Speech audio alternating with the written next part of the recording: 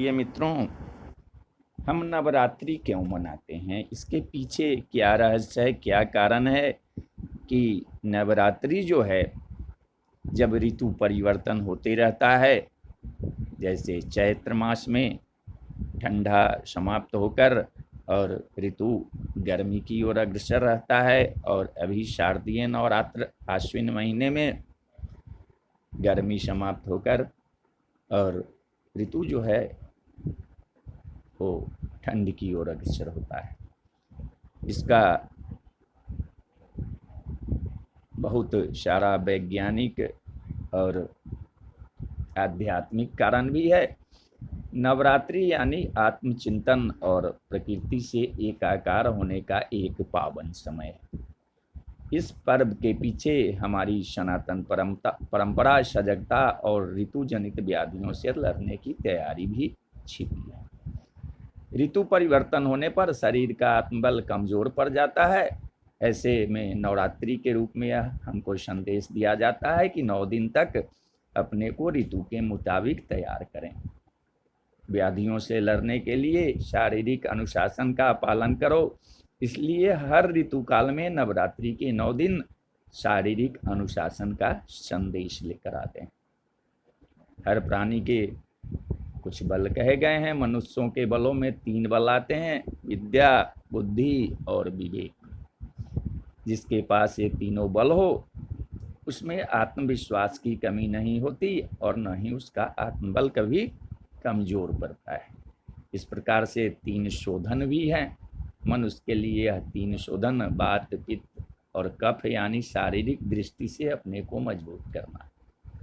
धन का स्थान बाद में आता है। पहले तन और मन के प्रकाश की कामना की गई है, और देवी भगवती की आराधना का पहला मूल मंत्र ही है बल प्राप्त करना और शरीर का शोधन करना। जिसने इसे प्राप्त कर लिया उसका जीवन आलोकित हो गया। मन की 2 अवस्थाएं होती है। वह माया मोह में पड़ा रहता है या फिर नकारात्मक ऊर्जा की ओर जाता है। देवी कहती भी है कि मन सबके पास होता है। हर जीव जंतु अपना भला बुरा सोचते हैं, लेकिन उनको यह पता नहीं होता कि कब क्या करना है। विवेक की पूंजी तो केवल मनुष्य के पास ही होती है और किसी के पास नहीं। यही समझाने के लिए माता दुर्गा, देवी भगवती नवरात्रि में 9 रूपों में आती है।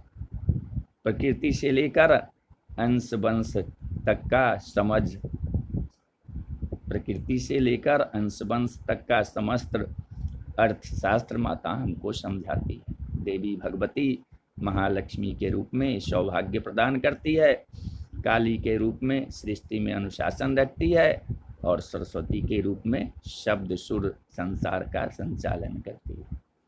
देवी का पहला स्वरूप शैलपुत्री है और दूसरा स्वरूप ब्रह्मचारिणी का है, और 9वां स्वरूप जो है सिद्धिदात्री यानी माँ लक्ष्मी का है।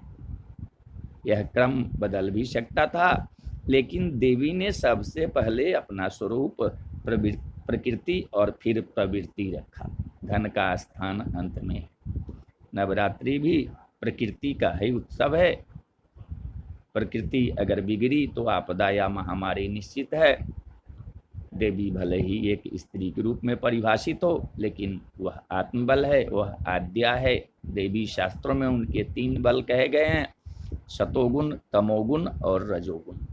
देवी वस्तुतः आपदा की देवी है। जब सृष्टि में महामारी फैली, आपदा आई, तो देवी भगवती ने जन्म लिया। फिर चाहे वह शाकुंभरी बनकर आई हो या शताक्षी बनकर या पीतम्बरा के रूप में हो। ऐसे में तमाम महामारी और व्याधियों को जीतने का एक ही मंत्र है: आत्मबल। देवी की आराधना आत्मबल का प्रतीक है। श्री दुर्गा सप्तशती का प्रारंभ ही कवच से होता है। यह तन मन संदेशात्मक कवच है। विभिन्न देवियां शारीरिक अंगों की शक्ति है। समग्र रूप से यह शक्तियां दुर्गा या भवानी का रूप लेती है, जिसे शरीर कहा जाता है। शरीर के समस्त अवयवों की शक्तियां हे ऋतु व्याधियों से लड़ती है। अर्गला स्त्रोत में देवी काली से प्रार्थना होती है कि वह जगत का कल्याण करे। इसमें भी सबसे पहले स्वास्थ्य का ही चर्चा है, उसमें भी आरोग्यता प्रथम है। कीलकम गुप्त है, यह मानसिक तप है, जप है। तो बोलिए जय माता दी, जय माता दी।